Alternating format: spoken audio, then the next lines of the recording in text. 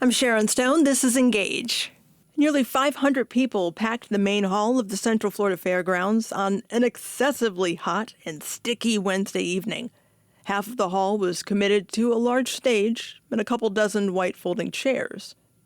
The rest of the hall was filled with folding tables and campaign signs, pamphlets, and bowls of candy. The smell of jerked chicken, courtesy of the caterers, swelled from a line of silver serving dishes in the back of the room. Family-friendly club music pumped from the PA speakers. This is the 2026 People's Hob Nob and Straw Poll organized by the Pine Hills Community Council. Julian Serrano O'Neill, the council's president, takes the stage. Today is so important. This is an opportunity for you, our residents, our neighbors, and our friends to be able to connect with the individuals that want to represent you for whatever office it is that they're running for. Offstage, Serrano O'Neill explained what makes the needs of the Pine Hills community unique in Central Florida. Pine Hills is one of the largest unincorporated communities in Orange County.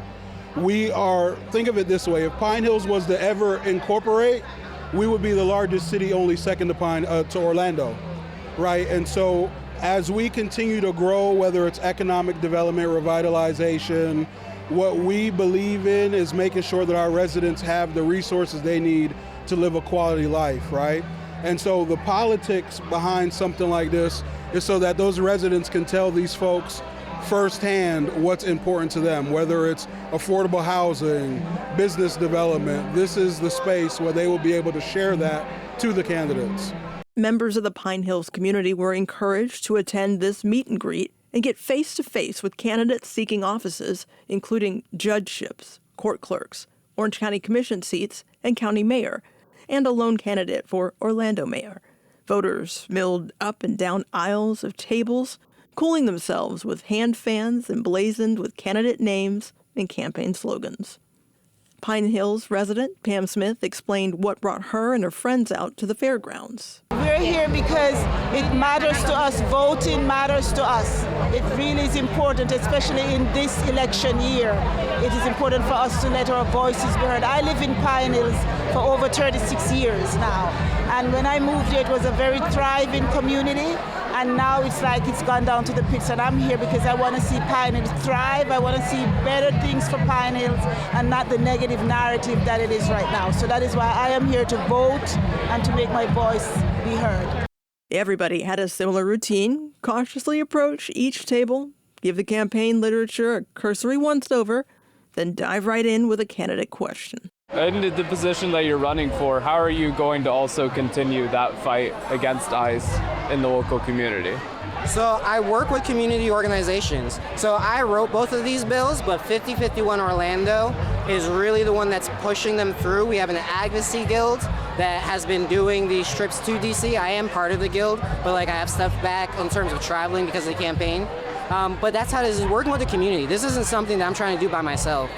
Orlando resident Cheryl Soriano is looking for a District 7 commissioner that will address the community's educational needs. My political need is more attention to seniors, as well as educational funding for teachers, because you can't have quality education if you don't have quality teachers, and you're not going to get quality teachers if you can't pay them.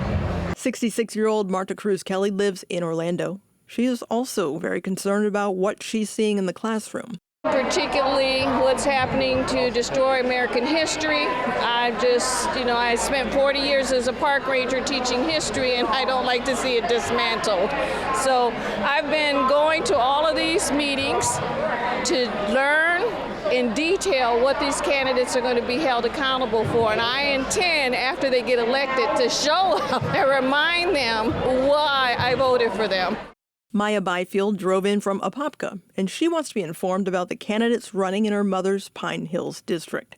She spoke about what she's looking for in the candidates seeking to represent that community.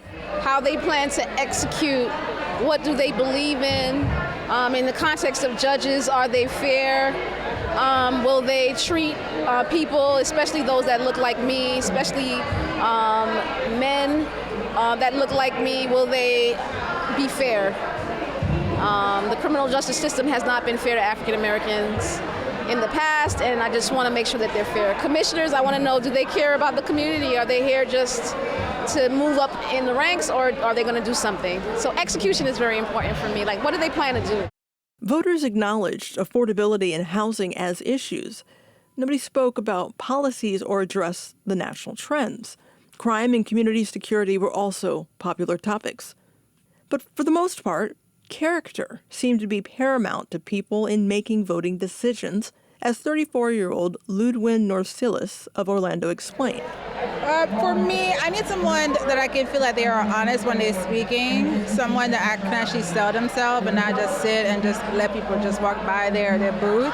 I like to hear more in depth about their goals. I ask someone like why they're running, because they just feel like they want to do something that's nice, but I feel like tell me one particular tool or one advantage over the next candidate that you have. And some of them had told me, some of them were kind of like overall just what they just want to run, but I've heard some people that they want to be more technology savvy, they want to be more involved in the community, get people from all across of life for the county or wherever they're running for, which I like.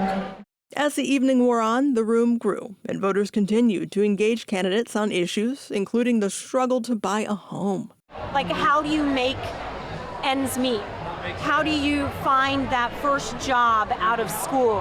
How do you afford that first home so that you can begin building wealth and achieve the American dream of homeownership? I could speak on, like, right out of college, a lot of my friends can't find jobs right away. It's like you go 4 years of school and what's going on, you know? And so one of the things that I'm really excited about and would love to do should I be elected mayor is what I'm calling the Orange County Promise. And Osceola County does it. They call it Osceola Prospers. They guarantee every high school graduate the ability to go to a trade school, a tech school, or get an associate degree. The night was about more than voters getting FaceTime with candidates. Throughout the evening, attendees were encouraged to cast mock ballots in a straw poll. 36 voting booths were set up in an adjacent hall, and people funneled in and out, casting their vote much the way they would on Election Day. Thunder rattled the roof of the main hall as lightning storms pummeled the region.